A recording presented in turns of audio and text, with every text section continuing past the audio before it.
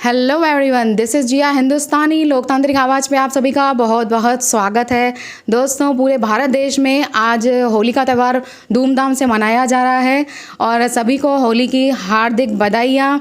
दोस्तों, सुबह से बड़े धूमधाम से रंगोत्सव जिस तरह से मनाया जा रहा है और रंगोत्सव इस वक्त दोपहर के 1-2 बजे तक थोड़ा शांत हो चुका है।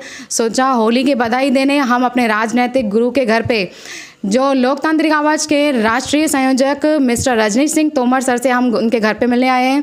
तो सोचा कुछ ये एक मुद्दा जो ज्वलंत चल रहा है, इस वक्त कंटिन्यू चल रहा है पूरे भारत देश में, जिसकी चर्चा की जा रही है, कुछ सवाल उस पर मैं कर सकती हूँ अपने गुरुजी से, अपने राष्ट्रीय संयोजक से। तो दोस्तों, आइए मिलते हैं हमारे तोमर सर से। नमस्कार सर जी।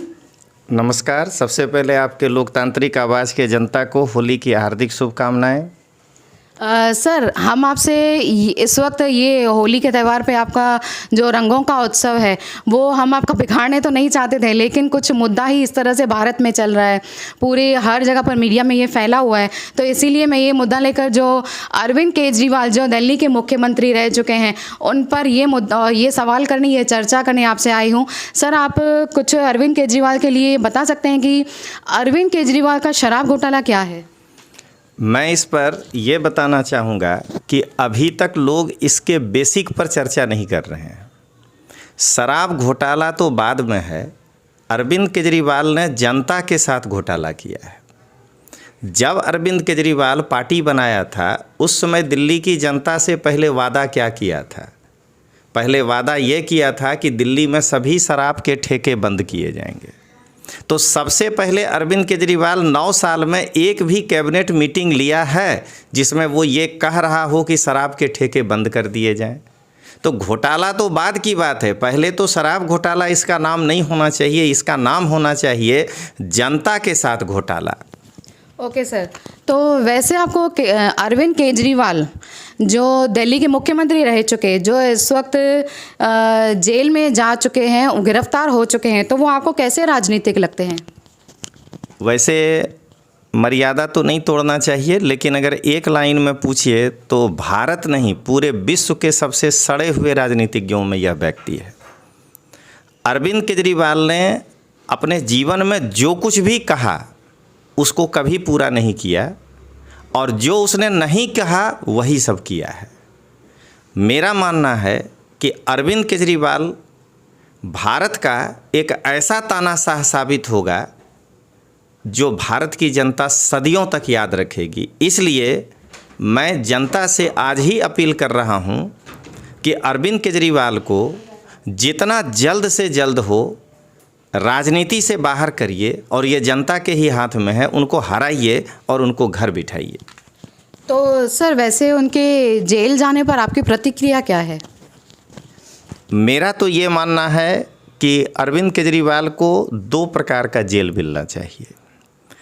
पहला, दिल्ली की जनता इस 2024 के चुनाव में अरविंद केजरीवाल के चारों उम्मीदवार को हरा करके उनको जनता के जेल में भेजना चाहिए।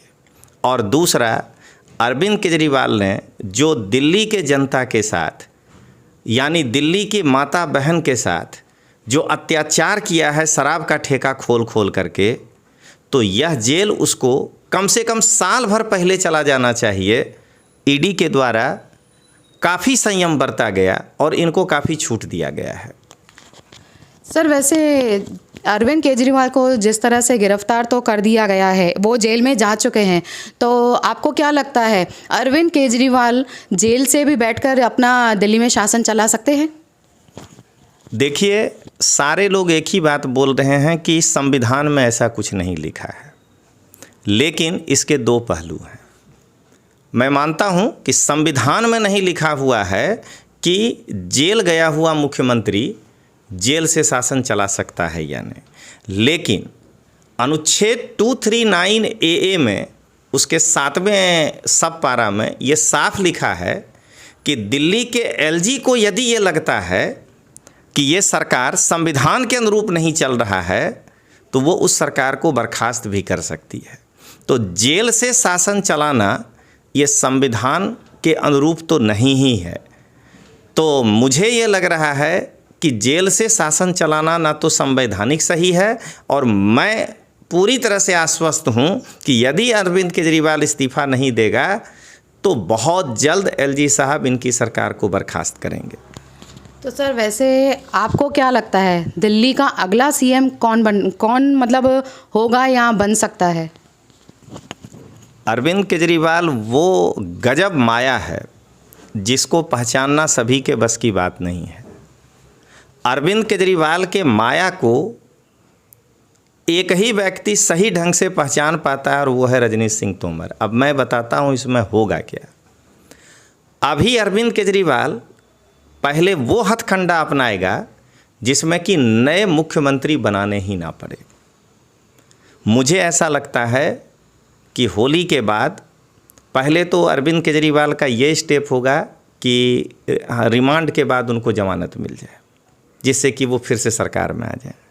अगर जमानत ना मिल कर के सत्येंद्र जैन, संजय सिंह और मनीष सिसोदिया जैसे इनको जेल भेज दिया जाता है तो मुझे लगता है कि ये 2-3 महीना इस मुद्दे को खींचने के लिए हाई कोर्ट या सुप्रीम कोर्ट में इसको संवैधानिकता के आधार पर चुनौती देंगे, जिससे कि सुनवाई में कम से कम ये जून खींच जाए। और जून में अगर अरविंद केजरीवाल के पक्ष में फैसला आ जाता है तो ठीक है, नहीं आता है तो आपको जान के आश्चर्य होगा फरवरी 2025 में ही दिल्ली में विधानसभा का चुनाव होना है। तो अगर नहीं होगा तो ये जुलाई में अपनी पत्नी सुनीता केजरीवाल को मुख्यमंत्री बना देंगे, और संविधान कहता है कि बिना विधानसभा का सदस्य हुए कोई व्यक्ति 6 महीने तक मुख्यमंत्री रह सकता है।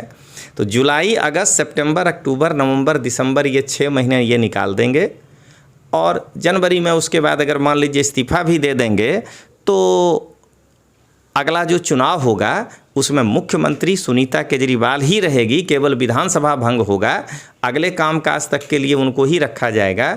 ये केजरीवाल का असल प्लानिंग है। Thank you so much sir.